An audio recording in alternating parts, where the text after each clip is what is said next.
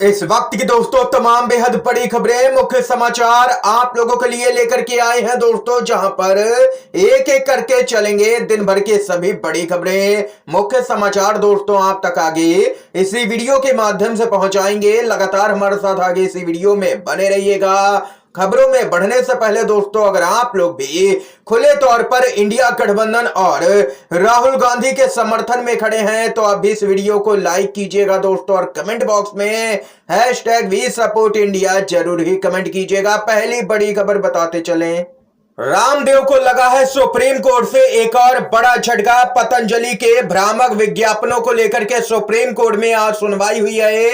रामदेव और Balkrishna supreme court में पेश हुए हैं। पतंजलि के रवैये पर सुप्रीम कोर्ट ने नाराजगी जताई है। आपका माफी मांगना पर्याप्त नहीं है, आप परिणाम भुगतने के लिए तैयार हो जाएं, यह कहना है सुप्रीम कोर्ट का रामदेव से। आपने कोर्ट में सिर्फ एक हलफनामा दिया है। कंपनी एमडी से हलफनामे के लिए कहा गया था। आप लोगों ने एक्ट का उल्लंघन किया है, अब आपको परिणाम भुगतने ही पड़ेंगे। जज ने कहा है कि हम अवमानना की कार्रवाई करेंगे। आपने क्या किया है आपको उसका अंदाजा नहीं है। दरअसल दोस्तों बताते चलें कि पतंजलि के भ्रामक विज्ञापन मामले पर सुप्रीम कोर्ट की फटकार के बाद रामदेव ने कहा है कि हम बिना शर्त के माफी मांगते हैं, चूक हुई, लेकिन सुप्रीम कोर्ट ने कह दिया कि हम माफी ही नहीं करेंगे, एक्शन के लिए तैयार रहिए। भ्रामक विज्ञापन मामले में रामदेव की मुश्किलें यहां पर बढ़ चुकी हैं। रामदेव बालकृष्ण को सुप्रीम कोर्ट ने सीधी चेतावनी दी है, देश सेवा का बहाना मत बनाओ, आप चाहे कितने भी ऊंचे हो, कानून की महिमा सबसे ऊपर है, आपने सारी सीमाएं लांघ दी हैं। यह यहां पर सुप्रीम कोर्ट ने काफी कड़े शब्दों का इस्तेमाल किया है और रामदेव को यहां पर जमकर के भरी कोर्ट में लताड़ा है दोस्तों।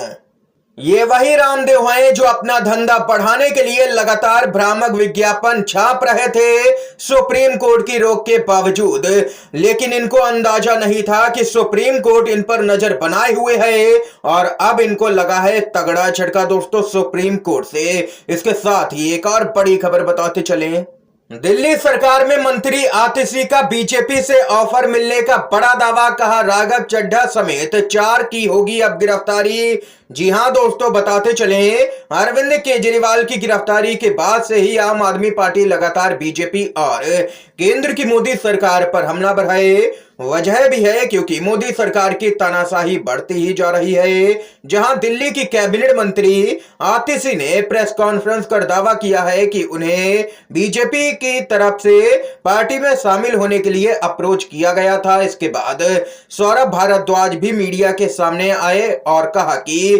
रामलीला मैदान की रैली से भाजपा बौखला गई है और हमारे और नेताओं को अरेस्ट करने की तैयारी अब कर रही है। आतिशी ने दावा किया है कि उनके एक करीबी व्यक्ति के माध्यम से भाजपा ने उनसे संपर्क किया है। आतिशी ने यहां पर बताया है कि उनसे कहा गया है कि यदि वह भाजपा में शामिल नहीं हुई तो 1 महीने में गिरफ्तार कर लिया जाएगा।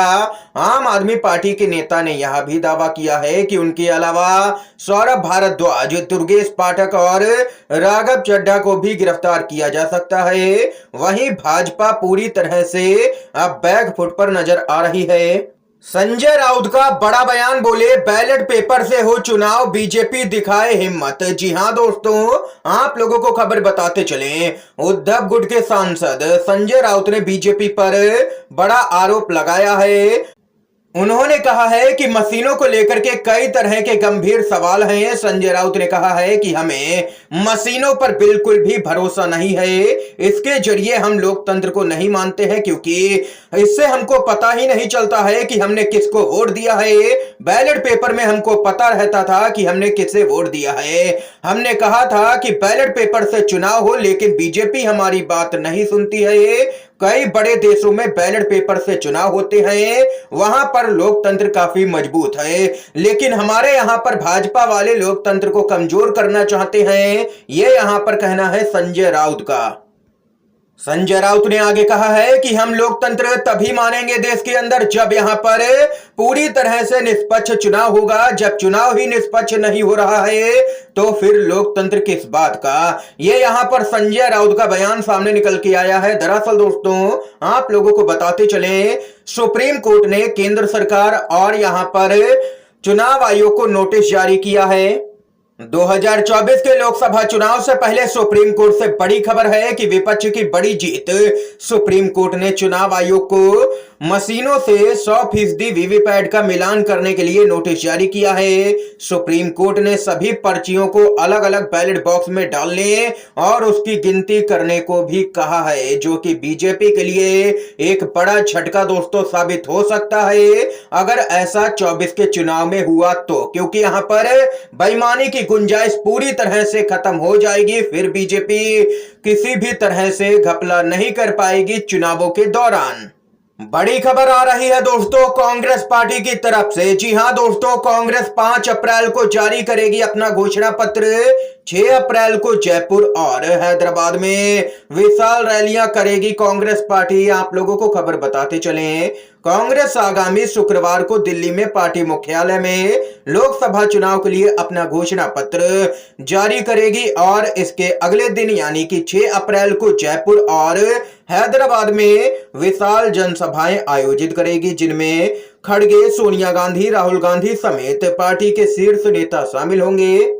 जानकारी के लिए बताते चलें कि कांग्रेस के संगठन महासचिव केसी वेणुगोपाल ने एक ट्वीट कर यह जानकारी दी है कि 6 अप्रैल को जयपुर में आयोजित घोषणा पत्र संबंधी रैली को कांग्रेस संसदीय दल की प्रमुख सोनिया गांधी, पार्टी के अध्यक्ष मल्लिकार्जुन खड़गे, सांसद राहुल गांधी और महासचिव प्रियंका गांधी संबोधित करेंगी। हैदराबाद में घोषणा पत्र संबंधी जनसभा को राहुल गांधी संबोधित करेंगे। ये यहां पर खबर सामने निकल के आई है दोस्तों कांग्रेस पार्टी की तरफ से। इसके साथ ही एक और अपडेट की तरफ बढ़ते हैं। राहुल गांधी का केंद्र की मोदी सरकार पर जोरदार निशाना। जी हां दोस्तों, राहुल गांधी बोले पीएम बांट रहे हैं भ्रष्टाचार की फ्रेंचाइजी। मोदी सरकार का मतलब सिर्फ भ्रष्टाचारियों को सुरक्षा की गारंटी है।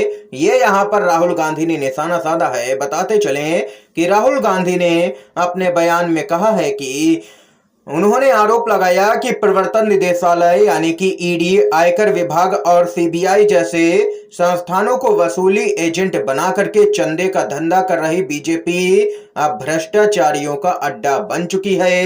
ये राहुल गांधी ने केंद्र की मोदी सरकार को निशाने पर लिया है। दोस्तों इस समय की आज की तमाम बेहद बड़ी खबरें, मुख्य समाचार थे दोस्तों जो हमने आप लोगों तक पहुंचाए। अगर आप लोगों को ये वीडियो दोस्तों पसंद आया हो तो अभी इस वीडियो को लाइक कीजिएगा, ज्यादा से ज्यादा इन खबरों को, मुख्य समाचारों को शेयर कीजिएगा अपने सभी दोस्तों में, और चैनल पर न है तो दोस्तों चैनल को जरूर ही सब्सक्राइब कीजिएगा। वीडियो देखने के लिए आप सभी दोस्तों का बहुत बहुत धन्यवाद। जय हिंद, जय भारत।